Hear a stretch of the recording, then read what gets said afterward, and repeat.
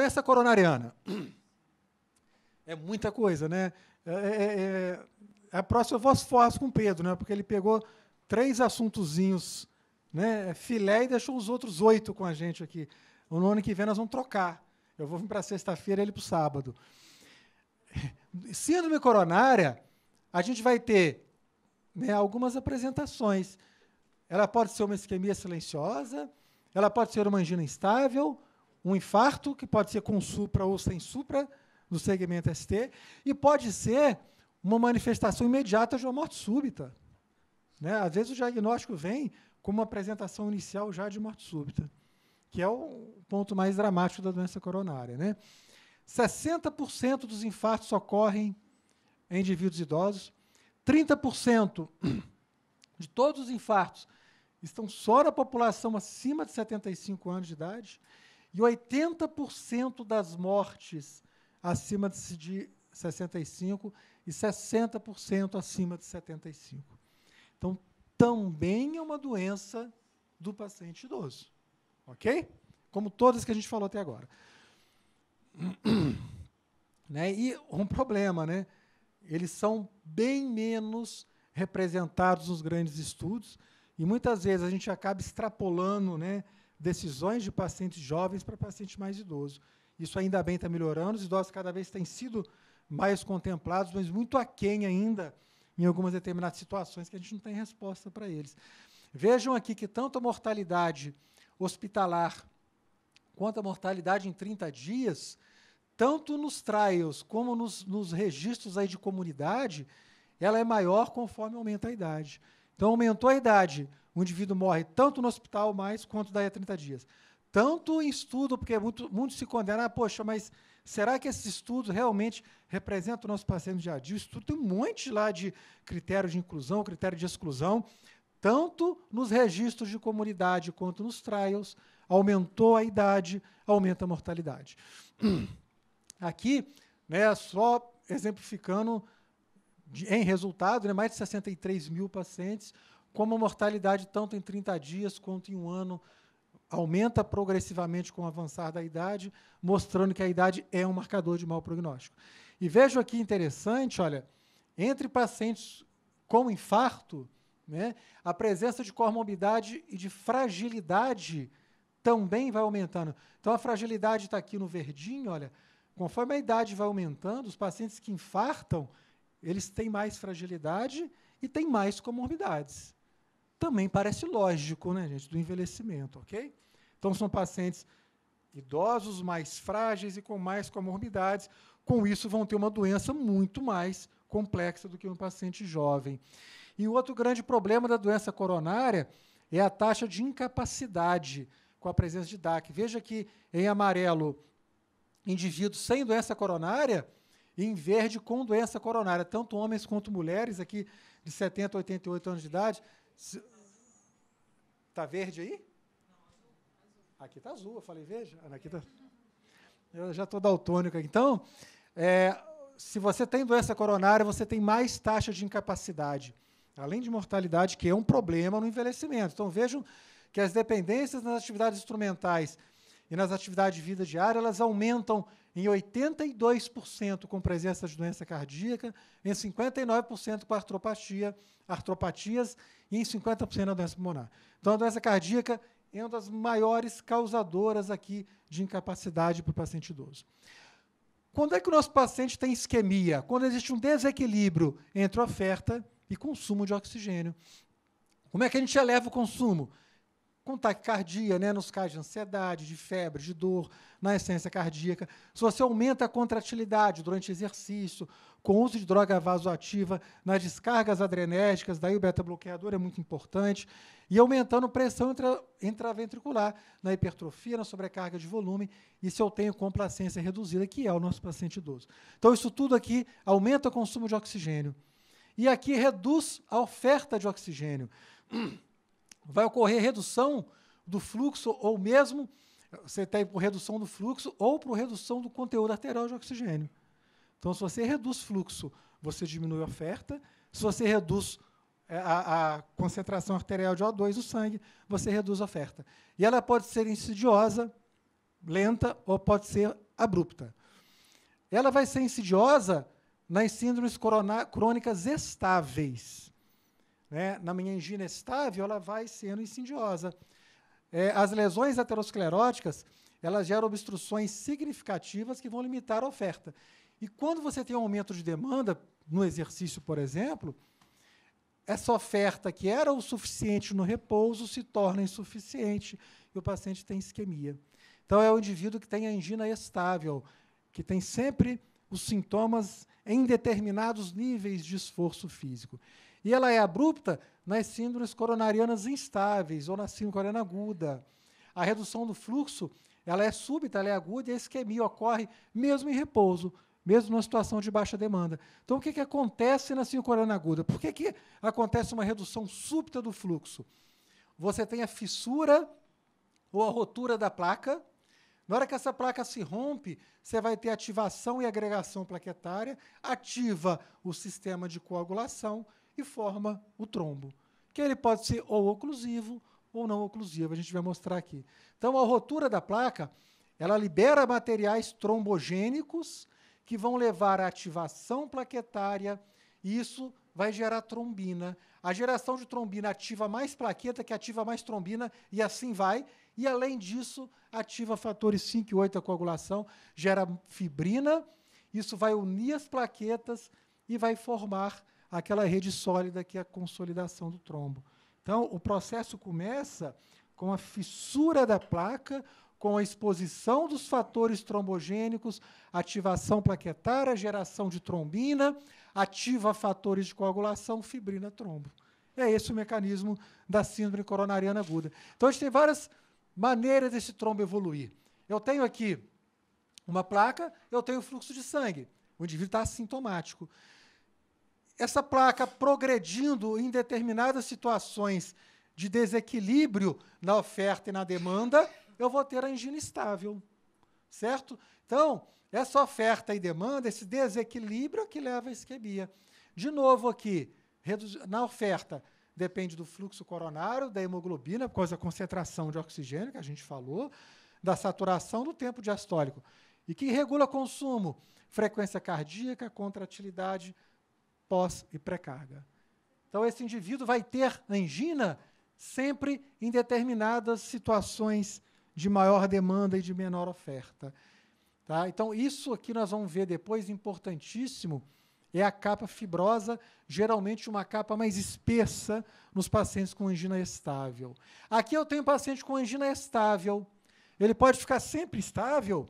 Agora, se por um acaso essa placa rompe, ele vai liberar aqueles fatores trombogênicos e aí eu vou formar o trombo. Está aqui o trombo formado. Se esse trombo se formou e não oclui completamente a luz do vaso, eu tenho uma síndrome coronariana aguda sem supra-GST, que ou vai ser uma angina instável ou vai ser um infarto sem supra-GST.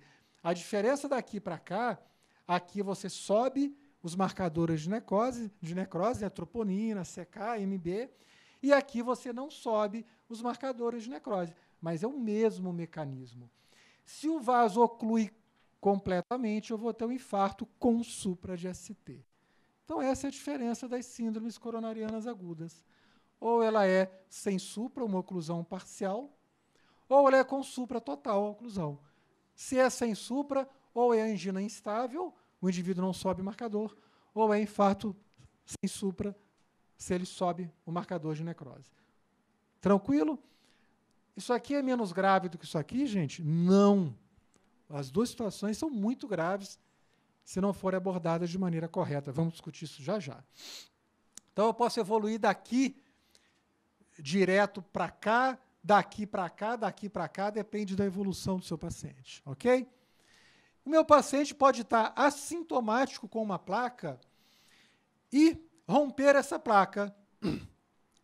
Até agora há pouco ele tinha angina estável e rompeu a placa. Agora ele pode estar assintomático e romper a placa e vai ser a mesma coisa. Ocluiu completamente, infarto com supra, não ocluiu completamente, é uma síndrome sem supra, angina estável, infarto sem supra-ST. Então, ou ele sai de um indivíduo com angina estável, rompe placa e evolui, ou ele está totalmente assintomático, rompe a placa e evolui. E ele pode ter aqui, às vezes, olha, o indivíduo completamente assintomático, com uma plaquinha insignificante, mais excêntrica, para fora da luz do vaso, que não aparece nem no cateterismo, a não ser que você faça um tração intracoronário, e essa plaquinha rompe. Às vezes uma plaquinha de 30%. Né? Essa placa rompeu, é a mesma coisa. Esse paciente vai fazer uma síndrome coronariana aguda, ou com supra, ou sem supra-GST. São aqueles pacientes que fazem exames que, muitas vezes, uma coronariografia, e falam, não tem que fazer nada. Filezinhos, não, só plaquinha de 20%, 30%. Rompeu a placa, ele vai fazer uma síndrome coronária. E por que que essa placa rompe?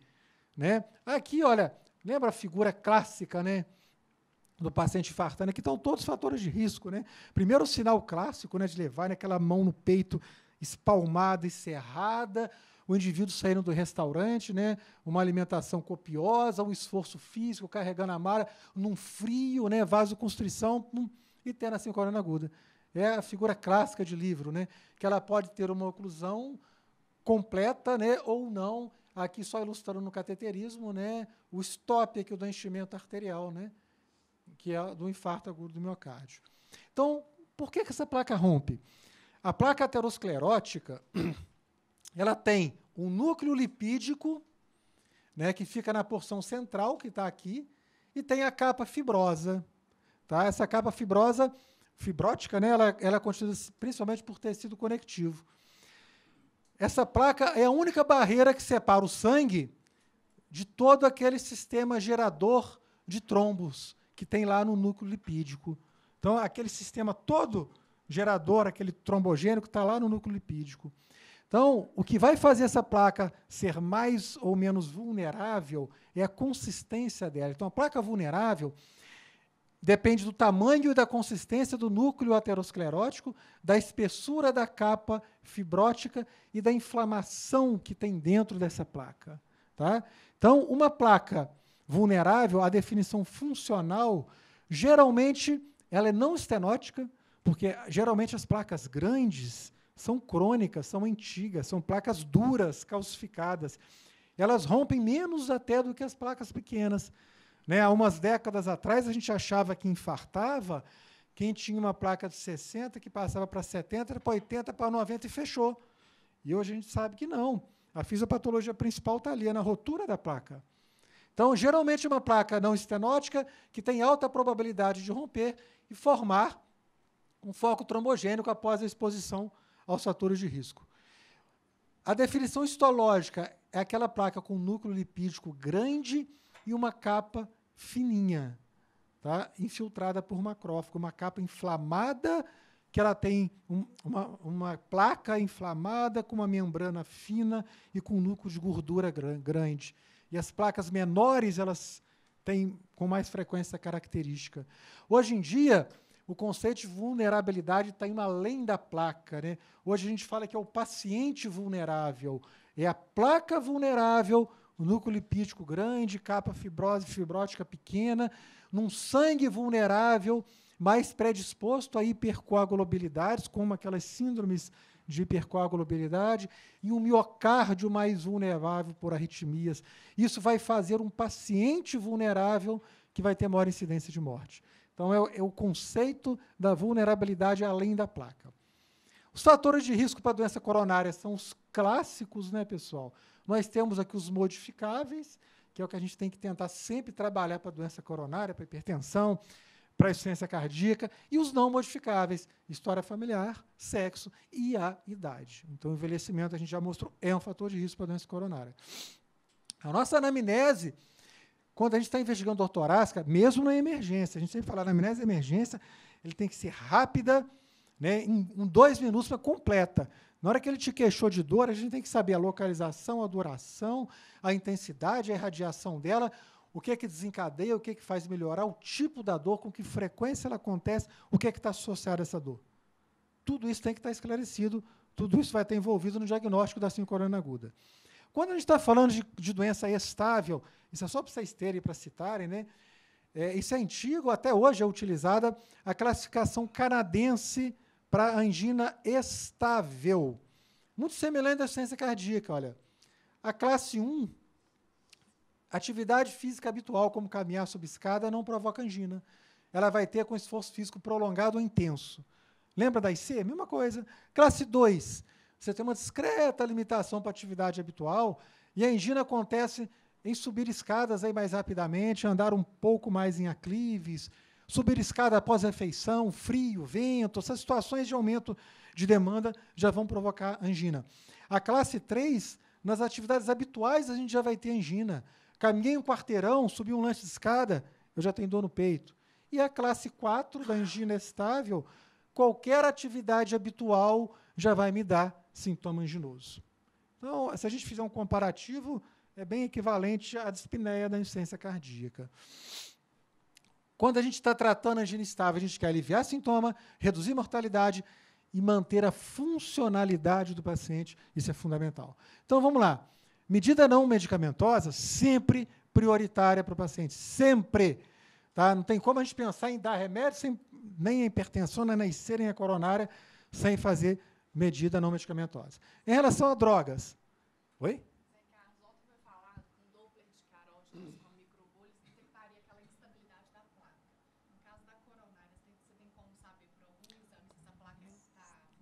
Tem com ultrassom intracoronário.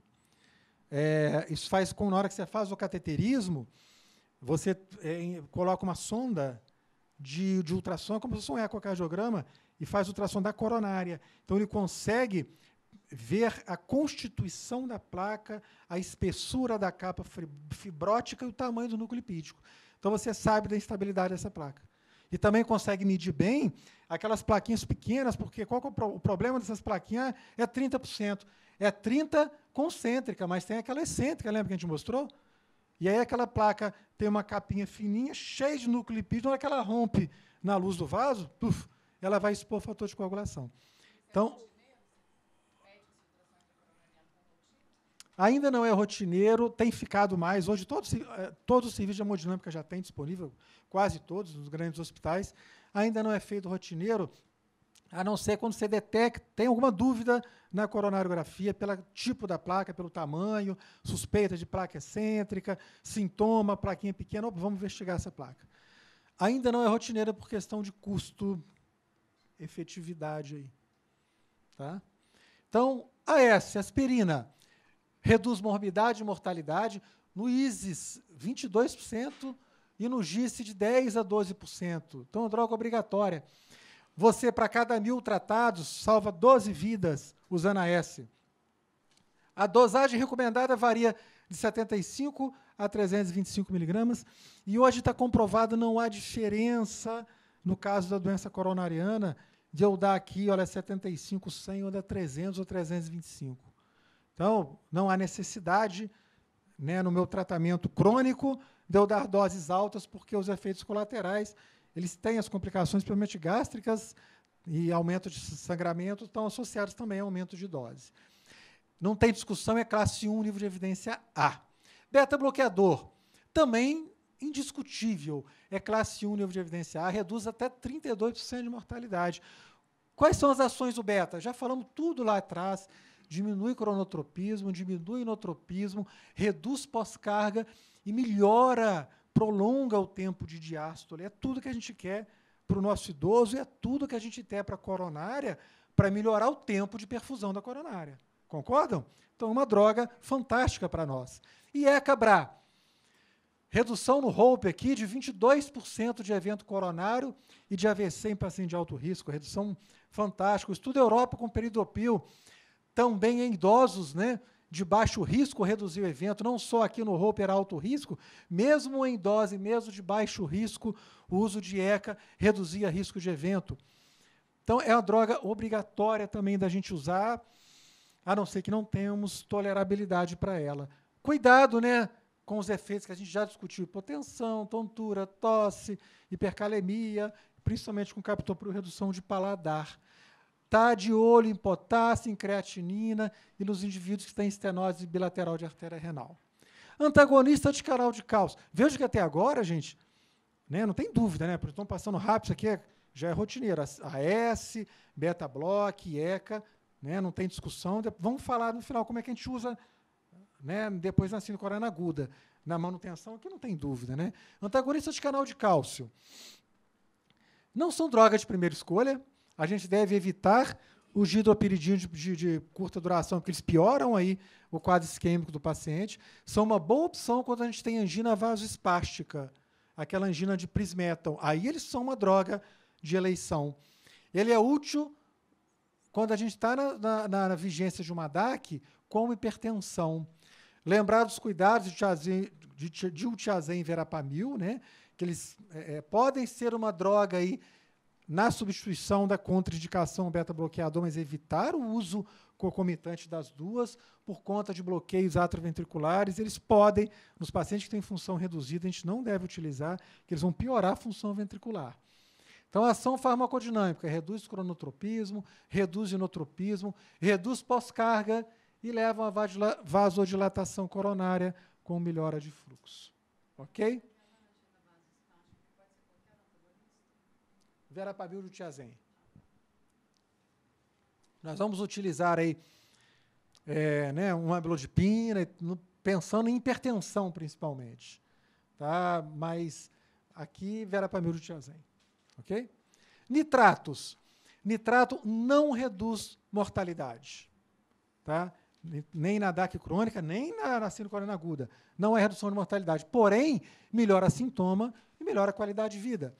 Reduz episódios de angina vasoespástica, ele diminui o retorno venoso, ele leva a vasodilatação arterial e ajuda na disfunção do VE. É muito útil na doença coronária com hipertensão também. Os nitratos, muitas vezes, tem estudos até de nitrato para hipertensão, porque eles poderiam melhorar a complacência vascular e, com isso, ajudar a cair a pressão sistólica sem reduzir tanto a diastólica. Então, é uma das alternativas em alguns estudos, apesar dele não estar colocado nas sequências de diretrizes, mas tem alguns estudos com pacientes idosos, inclusive, mostrando isso. Eu tenho uma hipertensão sistólica isolada, estou com dificuldade no manejo da pressão sistólica, porque a diastólica está muito baixa. Muitas vezes, um nitrato de longa ação, ele melhora a complacência vascular, arterial, você cai a sistólica e não cai a diastólica. Lembra daquele mecanismo que a gente mostrou da complacência, né, da retração elástica? Claro que não normaliza, ele melhora um pouco essa complacência vascular. Estatinas. Elas inibem a síntese de colesterol, reduz a adesão ao leucócito, reduz fatores tissulares, ou seja, elas têm aqui um efeito anti-inflamatório importantíssimo para a nossa placa. Lembra que a gente falou que uma placa inflamada, com capa fina e com núcleo necrótico, com núcleo lipídico grande, é uma placa que rompe mais? Então, a estatina tem um poder anti-inflamatório aqui. Os estudos comprovam o benefício com redução de mortalidade e redução de evento. Então, também é uma droga obrigatória a vida inteira no paciente com doença coronariana estabelecida.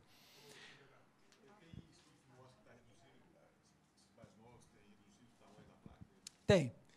Tem estudos com ultrassom intracoronário, que é isso que a colega que perguntou, mostrando redução de tamanho de placa com estatina. Tem vários estudos mostrando redução disso, e que quanto menor os níveis de colesterol, de LDL e colesterol, mais você conseguia também reduzir tamanho de placa. São estudos pequenos, tá? Mas com ultrassom intracoronário que mostra redução de placa também. Com estatina. As estatinas de alta potência, nós vamos falar no final, que são as indicações hoje em dia, são duas estatinas que existem de alta potência. A Torva 4080, Rosuva 2040. Então, isso é considerado estatina de alta potência numa doença coronária, a gente daria preferência, quando possível, para elas, apesar da gente saber que não é a realidade do nosso sistema, né, de saúde pública. Né? Mas principalmente numa síndrome coronariana aguda. Eu tenho que lançar mão de estatina de alta potência. A Torva 4080, Rosuva 2040. Ok? A trimetazidina, né, não sei se vocês estão habituados com ela, é uma droga menos usada. Ela é uma droga que tem ainda alguns questionamentos qual que é a real ação dela no organismo. Parece que ela atua bloqueando a oxidação celular, reduzindo a acidose, mantendo a homeostase celular. Né? É o que parece ser aí a indicação dela, melhora a função contrátil, melhora a homeostase celular. Ela não leva a alterações hemodinâmicas, eu vou ter hipotensão, taquicardia, nada disso. Tá? Ela pode ser usada em associação, principalmente em imunoterapia. Né? O estudo que comprovou a eficácia dela foi o Trimpol, né, que usava 20 miligramas 3 vezes ao dia. A única droga no mercado que a gente tem hoje ainda é o Vastarel. Né? E no Trimpol a gente teve, após 4 semanas de uso, uma menor necessidade de usar nitrato, menor incidência de angina e melhora dos achados da ergometria, com relação à capacidade funcional, à incidência de isquemia. Então, foi uma droga que melhorou, sim, a evolução dos pacientes.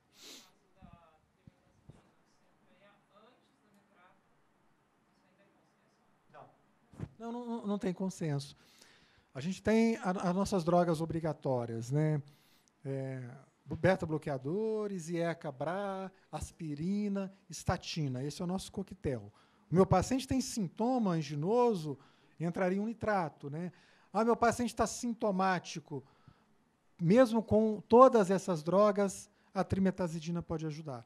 Existem alguns estudos hoje, e a diretriz europeia colocava, isso é a última diretriz até, da trimetazidina, inclusive na insuficiência cardíaca, mesmo de origem não isquêmica, né, era indicação 2B, mas tinha que esses pacientes poderiam melhorar também a classe funcional, com explicações não muito bem estabelecidas aí da função dela.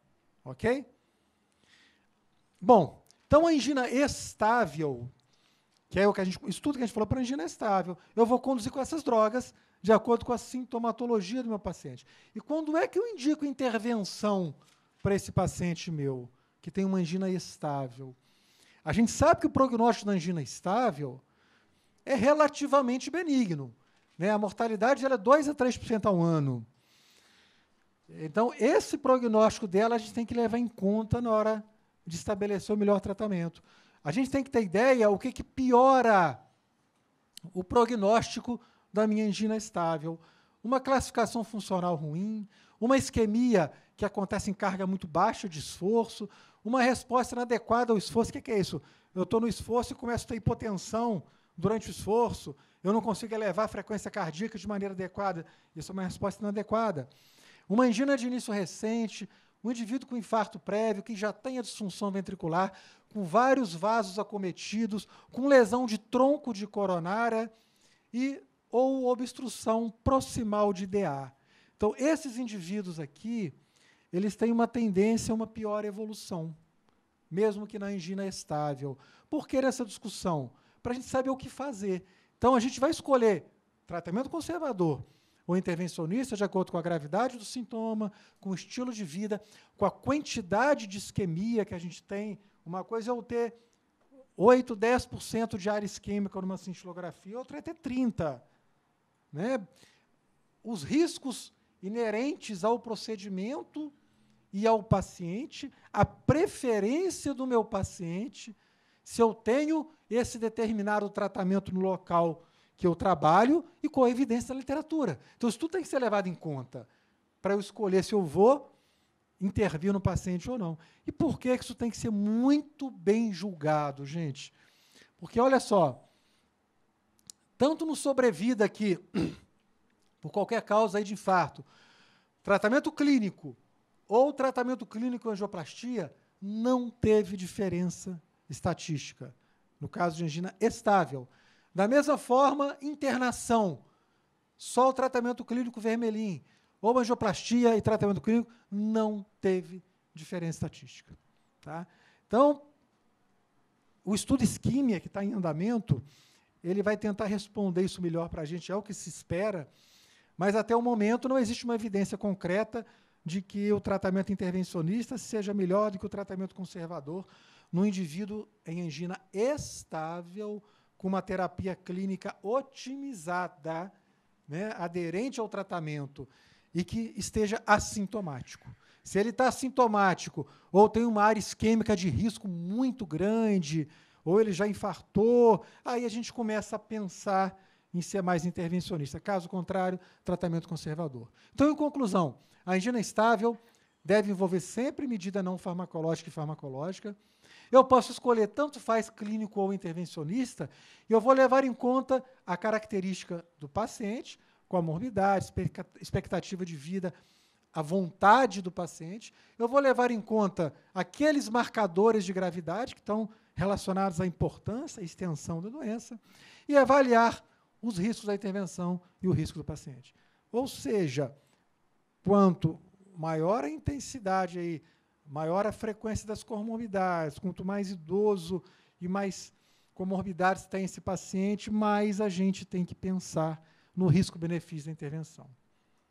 Por outro lado, esses pacientes mais idosos, apesar de mais graves, e por serem mais graves, eles se beneficiam mais do tratamento intervencionista, desde que a gente julgue que pese o risco-benefício, para isso que ele tenha critérios de gravidade. Bom, agora nós vamos falar de uma outra doença completamente diferente. Lembra? A doença estável é uma doença e a instável é outra, totalmente diferente. Aqui agora é síndrome coronariana aguda, é aquela placa que rompeu, tá?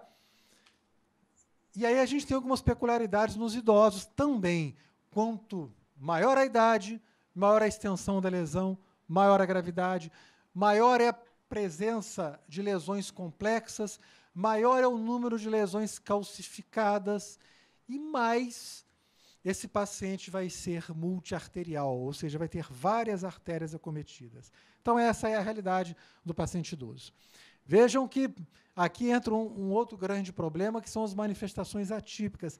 Até 60% dos infartos, eles podem ser silenciosos nos idosos. E muitas vezes a única apresentação, olha, isso é muita coisa, 13%, é só de confusão mental. É aquele paciente que chega no pronto-socorro, agitado, confuso, e vai tomar o DOL porque está tendo um delírio, né? Esse paciente está infartando. Então, 13% dos pacientes idosos na vigência de um infarto, eles não têm dor no peito e só têm confusão mental. Tá? Então, essas são nas prevalências médicas aqui de sintomas. Olha, vejam que a dor típica, ela representa 19% da manifestação aguda do idoso, enquanto a dispneia representa 20%. Ou seja, é mais fácil o meu paciente idoso chegar infartando no pronto-socorro com dispneia do que com dor no peito. Né? Veja que confusão mental, 13%, síncope, 7%, AVC, 7%, somente uma tontura, palpitação e outros aqui, sintomas 12%. Ou seja, é a manifestação atípica comum nas doenças do nosso paciente mais idoso. Aqui, olha, para vocês terem ideia de porcentagem, em amarelinho, menos 65 anos de idade, em vermelho, o nosso paciente idoso, em relação ao atendimento de emergência.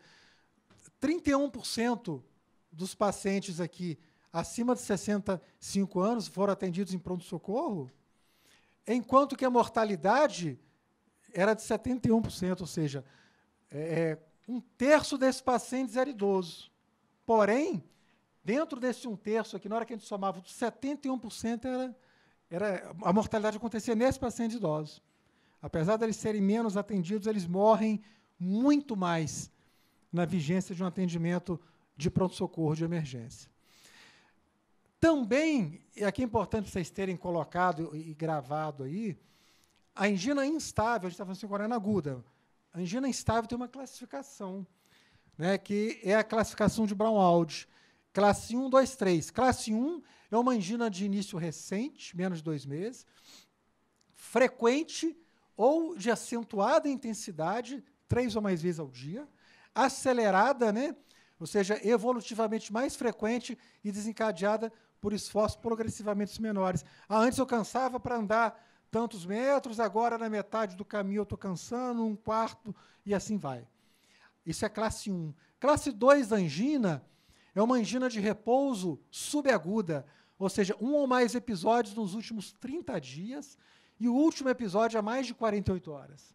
E a classe 3 é aquela angina de repouso aguda que teve um ou mais episódios nas últimas 24 horas.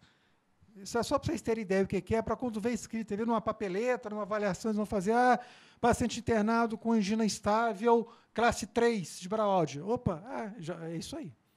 Eu lembro disso, vamos ver que classificação é essa. Tá? Então, aqui como classificação. Na avaliação inicial, claro, né, um exame físico completo, o exame do pré-corde, ausculta, sempre avaliar diagnósticos diferenciais, palpar pulso nos 4 membros, porque se eu tenho dor torácica, diminuição de pulso em membro inferior, já começa a pensar em outros diagnósticos diferenciais, uma dor lacinante, aguda, intensa, será que isso é uma dissecção de aorta? Eletro de 12 derivações para todo mundo, e esse eletro tem que ser feito em 10 minutos da chegada do paciente no pronto-socorro. Em 10 minutos. Monitorização contínua, se possível, e já peço o laboratório. Isso é na minha anamnese, eu já chamo o laboratório, já chamei a enfermagem, estou conversando e estou examinando os pacientes dos pés à cabeça.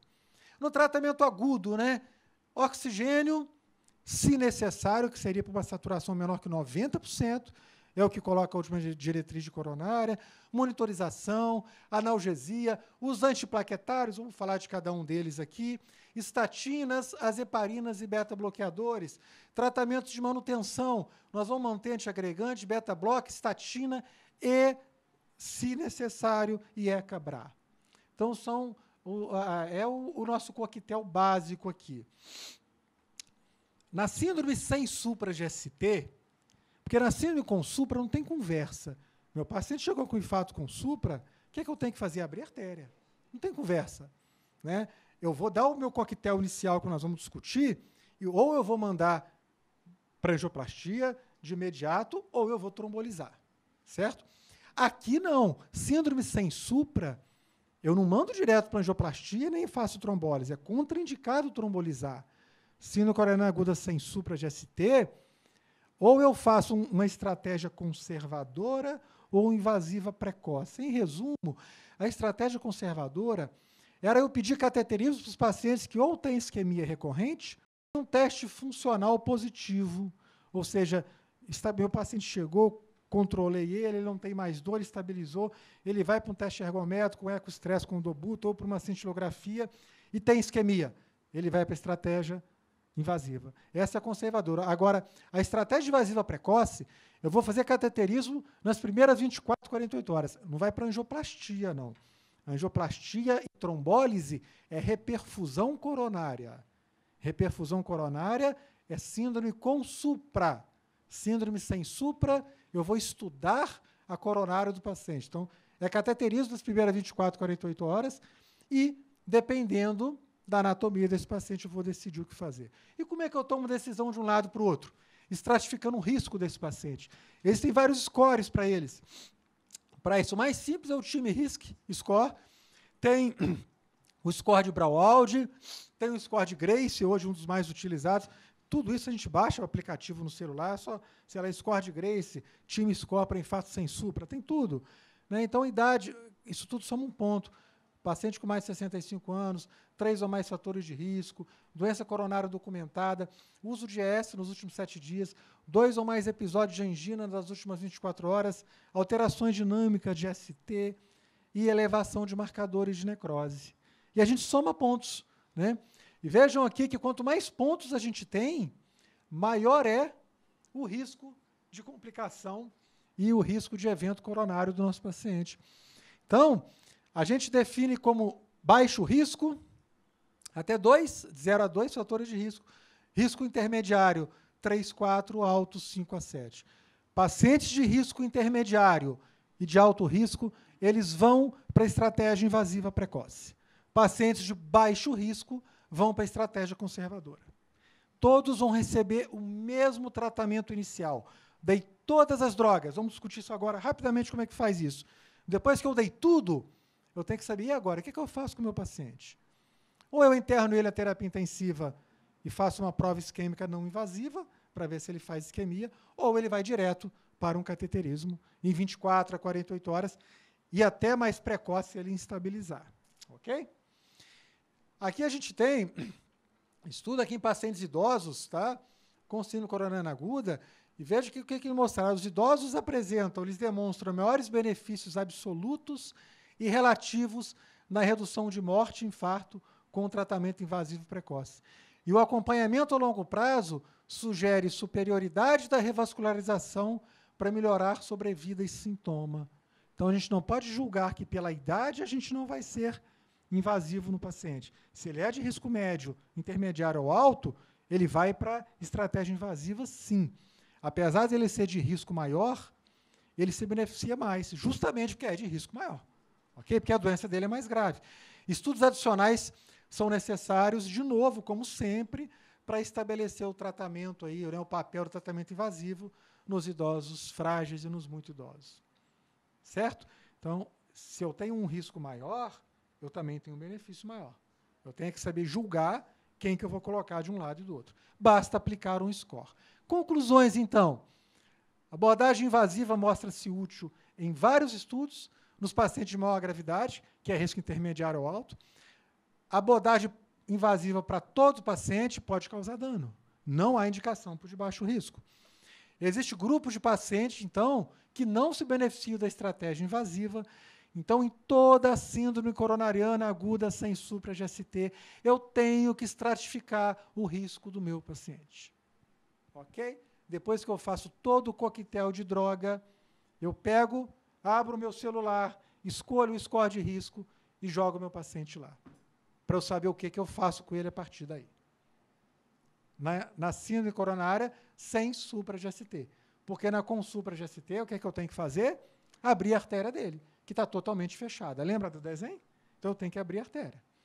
Ok? Então, como é que se segue uma sequência de tratamento? Tem várias estratégias. Esse SAVICO, Suporte Avançado de Insuficiência Coronariana, é um curso, né, da Sociedade, que a gente faz na Sociedade Mineira de Cardiologia, para sistematizar o atendimento da doença coronária.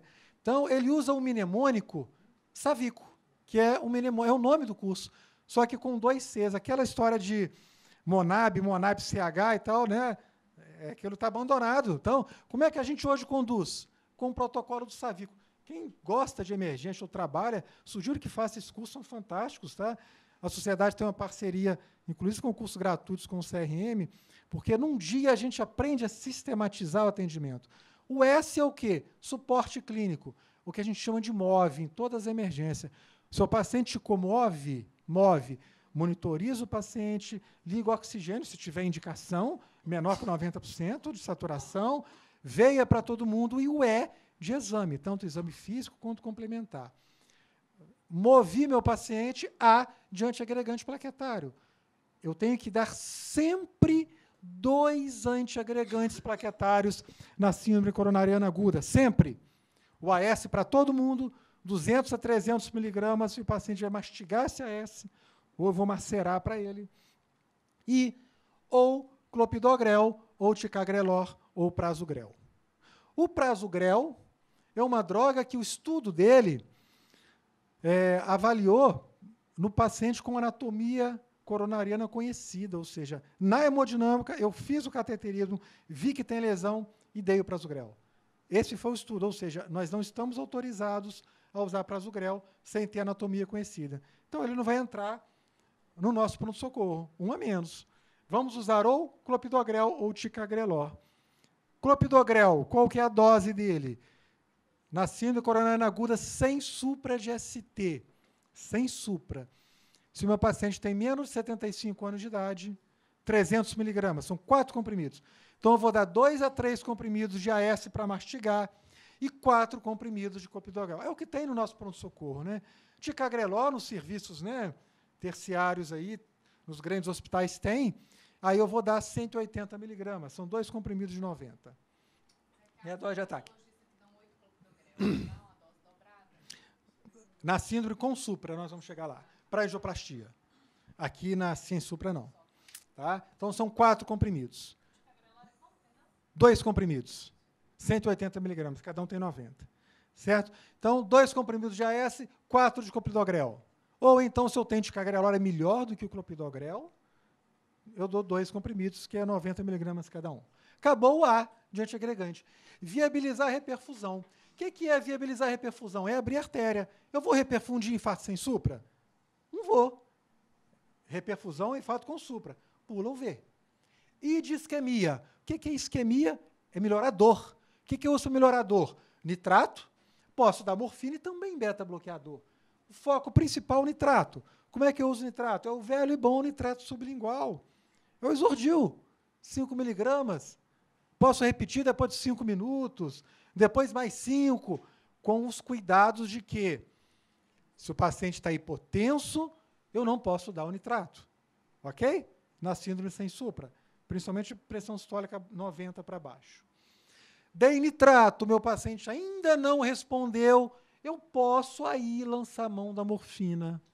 2 a 4 miligramas de morfina, acompanhando sempre, né, o padrão respiratório do paciente. É uma droga que pode ajudar, diminui a ansiedade, pode ajudar com vasodilatação, mas é uma droga cada vez menos utilizada no cenário. Antes ela vinha lá no M do Monab, né, e todo mundo achava que tinha que dar morfina primeiro de tudo. Não, se eu não tiver resposta com o nitrato, eu lanço mão da morfina. Também não posso ter paciente hipotenso para usar morfina. Tá? E posso acrescentar aqui o beta-bloqueador, principalmente se o paciente está também hipertenso e muito taquicárdico. O C de coagulação. Eu tenho que dar heparina para todo mundo com síndrome coronariana aguda. Né? Então, ou eu dou, que é o mais comum hoje, a enoxaparina, que é heparina de baixo peso molecular, e é 1 miligrama por quilo de peso subcutâneo 2 vezes ao dia. Essa é a dose. Se o paciente tem mais de 75 anos de idade, é 0,75 miligramas por quilo de peso 2 vezes ao dia.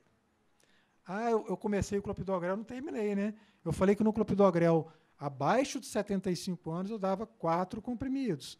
Se tem acima de 75 anos, eu não dou 4 comprimidos, é só 1 comprimido. Então, a gente fala que a regra dos 75 anos de idade, é só 75 de clopidogrel e é 0,75 de heparina 2 vezes ao dia. É a receitinha de bolo do pronto-socorro. Ok? Para síndrome sem supra. Resolvi minha coagulação com enoxaparina. Se eu tenho fundaparinux, né, só os grandes hospitais que têm 2,5 miligramas subcutâneo, e posso dar heparina não fracionária, se eu tiver também, que a gente, é um problema, né? A gente vai dar o bolus e tem que controlar com bomba de infusão, mantendo esse TTPA 1,5 a 2,5 vezes. Né? Hoje em dia, quase que todas as UPAs já têm enoxaparina, inclusive, e é superior à heparina não fracionada. No C de coração, eu vou pensar em drogas que vão melhorar o prognóstico do meu paciente, melhorar o meu remodelamento. Então, eu vou pensar em ECA-BRA, em beta-bloqueador, na espironolactona e na estatina. Agora, isso é ali de imediato no pronto-socorro? Não, necessariamente.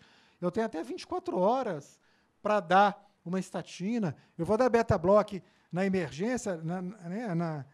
Na minha época, aí, a gente dava beta-bloqueador, né, para todo mundo e achava que tinha que ser venoso, e a gente viu que isso aumentou a mortalidade por hipotensão. Então, se o paciente está taquicárdico, está hipertenso, dou ali de cara. Caso contrário, calma. Mas eu vou pensar no meu coração aqui. E o O de organizar a regulação é o quê? E agora? Dei tudo. O que é que eu faço com o meu paciente? Estratifico ele. Ou ele vai para a estratégia conservadora, ou estratégia de vazio precoce, que é o que a gente acabou de falar. Então, fazendo o SA, VI, CCO, você resolve tudo do infarto. Acabou o tratamento aqui, gente. Parece simples, mas não é não. Nada vai fugir disso daqui. Suporte, o antiagregante, é só saber como é que dá clopidogrel de cagrelor, o AS é tudo igual. Reperfusão não tenho aqui. Eu vou tratar a isquemia, eu vou dar anticoagulante para todo mundo, heparina ou fundaparinux, vou pensar no coração e vou encaminhar o paciente. Acabou o tratamento no infarto sem supra de ST. Fechou? É muita informação, né? Mas é saber a sequência. O infarto com supra agora. Vamos lá para misturar um pouquinho. Mesma coisa na avaliação inicial, aquele exame clínico. Oi? Não, é só a artéria fechando e o stent abrindo a coronária aqui. Ó. Não dá para tirar foto, não. Ó. O infarto com supra de ST. Também aquela avaliação rápida, também um eletro em 10 minutos. Lembrando que são eletros de 12 derivações. Se eu tenho um supra de parede inferior, eu tenho que fazer V3R, V4R, para ver se tem infarto de ventrículo direito. Tem que fazer 7, V8 para ver infarto posterior, vou monitorizar meu paciente, tudo igual, pedir os exames todos de laboratório, se possível, se tiver tempo, sem perder tempo, uma radiografia de tórax para diagnóstico diferencial. Aqui é muito importante. Essas medidas gerais, elas não podem atrasar o tratamento do paciente, porque tempo aqui é músculo. Tudo isso em 10 minutos. O paciente tem que chegar, tem que colher história, examinar, pedir laboratório, fazer. Eu tenho 10 minutos para estar tudo pronto. Tudo pronto. Com o eletro na mão, vi que é supra, eu tenho 10 minutos para isso. Tá? Ou seja, chegou com dor no peito no pronto-socorro, gente, não tem conversa, não vai ficar lá no Manchester meia hora de triagem. Tem que correr com esse paciente. Tem que correr, porque isso é emergência. Eu tenho 10 minutos, se eu perdi 20 esperando lá fora, já era. Então, o nosso pronto-socorro tem que estar orientado que dor no peito é atendimento imediato, porque senão eu não vou chegar nos 10 minutos, não. Isso é um critério de qualidade no atendimento. Então, o que eu quero com o meu tratamento? É o que eu já queria antes para todos os outros, né? Promover a vasodilatação, reduzir a chance de recorrência, prevenir trombose, tratar e prevenir as complicações. Então, aqui está o coração, aqui está o ar, né? Aqui está a recorrência com beta-bloqueio, com a pressão, o remodelamento no C de coração, de novo com IECA, com beta-bloqueio. O principal aqui é o quê? A reperfusão. Essa é a grande diferença. Então, infarto com supra, eu vi o eletro, tem supra de ST, né? O AS ele já mastigou enquanto eu examinava ele, eu já vou começar a pensar nas drogas, mas se eu tenho hemodinâmica no hospital, o telefone tem que estar na mão. Eu estou ligando, passando o caso, para saber se eu mando para a hemodinâmica ou se eu vou trombolizar. Ou eu mando para a hemodinâmica, ou eu trombolizo, em qualquer lugar. De novo, entra o SAV e CCO. Dei o meu suporte todo, monitorizei o oxigênio, se está menos que 90%, peguei excesso venoso, examinei. E nesse meio tempo já fiz o eletro. É supra GST? Opa, vou dar meu antiagregante plaquetário. Como é que é? O AS é a mesma coisa, 200 a 300 miligramas, vou mastigar e vou dar o segundo antiplaquetário. Aqui muda um pouquinho. Eu tenho também ou o ticagrelor ou o clopidogrel. Por quê? Porque o prasugrel tem que ter anatomia conhecida. Só posso usar se eu ouvir a anatomia do paciente. E cuidado que o prasugrel também, se o meu paciente é mais idoso, mais de 75 anos de idade, se ele já teve o AVC ou AIT, e se ele tem menos de 60 quilos, é contraindicado o prasugrel, pelo aumento de risco de evento hemorrágico. Tá? Então, o antiagregante, mesma coisa, ticagrelor 180, AS 200 a 300. E o clopidogrel? Se o meu paciente vai para angioplastia e tem menos de 75 anos de idade, ao invés de eu dar 4 comprimidos, que são 300 miligramas, eu dou o dobro disso. Eu dou 600 miligramas para angioplastia. Ok? Se ele tem mais de 75 anos de idade e vai para angioplastia, mais de 75 anos, eu não vou dar 600, eu dou só 300. Mas eu dou 300, porque lá no sem supra, eu não dava os 300, eu dava 75, lembra? Aqui no infarto com supra, ou eu dou 600 ou eu dou 300 para angioplastia. Se é trombolítico, vai ser igual no sem supra. Ou eu dou 300 para menos de 75, ou eu dou 75 se tem mais de 75. Tranquilo? Então, angioplastia, é só gravar assim, angioplastia, o clopidogrel é a dose mais alta.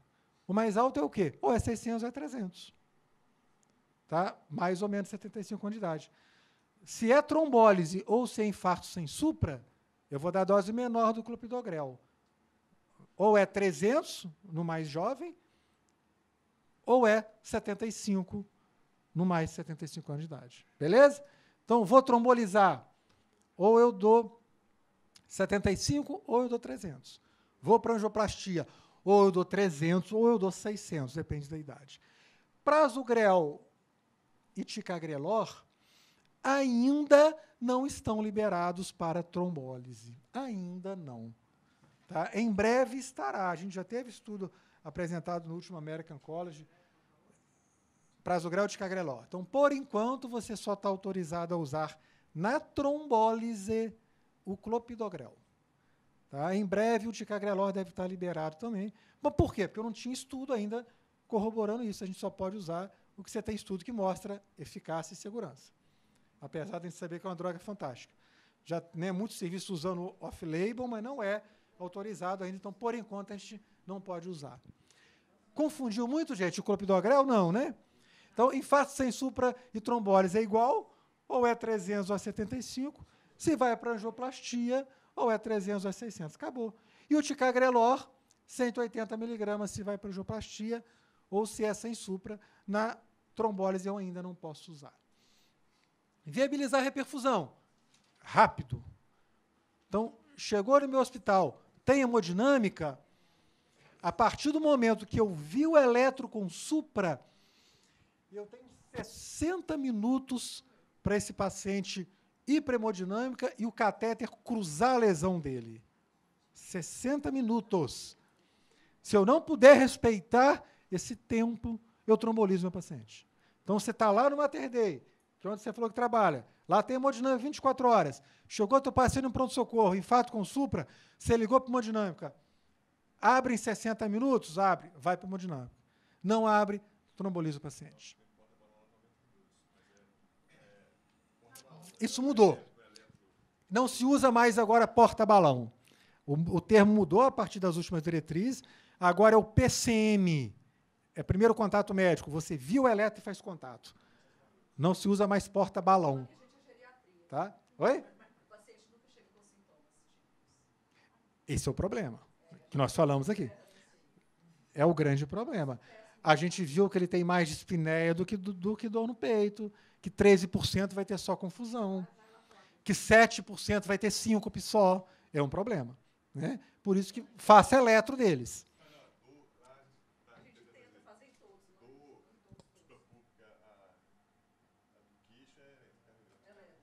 É isso mesmo, tem que ser. Tem que fazer, ué, não tem jeito. Às vezes ainda passa. É um problema. Principalmente se é síndrome sem supra, o eletro, ele pode vir totalmente normal.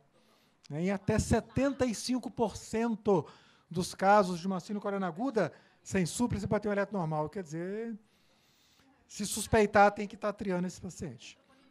Tá? Então, tem o tempo, vai para a angioplastia. E se eu estou fora de um hospital, por exemplo, eu estou num pronto-socorro, estou numa UPA, que não tem angioplastia lá, ou numa cidade pequena, que eu vou transferir. Qual que é o tempo que eu tenho para isso? Vi o eletro com supra, peguei o eletro, liguei para a hemodinâmica, eu tenho 120 minutos para esse paciente, feito o eletro, está dentro da sala de hemodinâmica e abrir a artéria, com o catéter cruzando a lesão. Esse é o tempo. Não é chegar no hospital, mais meia hora prepara a mesa, faz a asepsia, pega a punção. Não. É cruzar a lesão. 60 minutos se está no teu hospital e 120 se está fora. Não consigo respeitar esse tempo, angioplastia. Trombólise para o paciente. Ok? Então, esses tempos têm que ser respeitados. É o que está na vigência hoje, confunde, e pode ter, é uma maldade, mas tem caído isso. Em prova de cardiologia, isso cai, né? Não deve ser a realidade para vocês aí. Então, tem que viabilizar a reperfusão. Mesma coisa para a isquemia do nitrato. E aqui um detalhe. Além da hipotensão, se o meu paciente tem infarto de ventrículo direito, eu tenho contraindicação para dar o nitrato. A coagulação é exatamente a mesma coisa, o coração e a regulação. Só que a regulação aqui, eu já sei para onde ele vai. Ou ele vai para o hemodinâmico, ou ele já está sendo trombolizado. Então, a sequência SAV e CCO é a mesma para os dois casos. Fechou? Algumas nuances, então. A apresentação clínica atípica é um grande problema. Temos que avaliar funcionalidade, comorbidade. Cuidado com exames complementares com alterações crônicas. Isso vale para o eletrocardiograma, né, que já tem alterações que me confundem, bloqueio de ramo esquerdo, hipertrofia, o que é essa alteração de repolarização, e ajustar as doses aí desses esquemas que a gente conversou, relacionados principalmente ao clopidogrel e a heparina nos pacientes com mais de 75 anos de idade. Rapidamente aqui, olha, 82 anos de idade, hipertenso, diabético, clírice de 45, dispneia e dor mandibular há 24 horas. Admitido com síndrome sem supra-GST. Qual que é a dose da enoxaparina? Veja que o eletro, olha, tem uma T invertida horrorosa aqui, mas não tem supra. Qual que é a dose? 0,75 miligramas 2 vezes ao dia, né?